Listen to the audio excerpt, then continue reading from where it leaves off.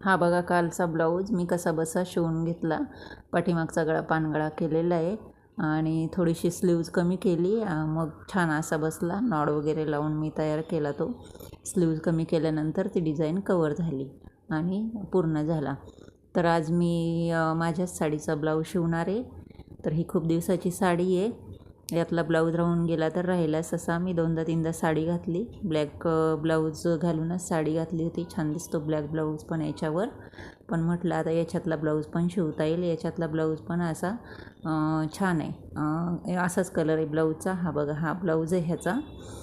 ब्रासोसारखा आहे. ब्रासोसारखा नाही, असं थोडं जाळी जाळीसारखं डिझाईन आहे त्याला. छान ब्लाऊज आहे. म्हटलं हा बघूया शिवून कसा दिसतो साडीवर. तर मी आज हाच ब्लाऊज शिवणार आहे माझा. आणि अस्तर पण त्याला मॅचिंग दिलेले आहे. ब्लाऊजसोबतच आलेले हे अस्तर. तर मग बघूया शिवून कसा होतो कसं नाही. तर साडीवर बघू म्हणजे रनिंग ब्लाऊज कसा दिसतो ते.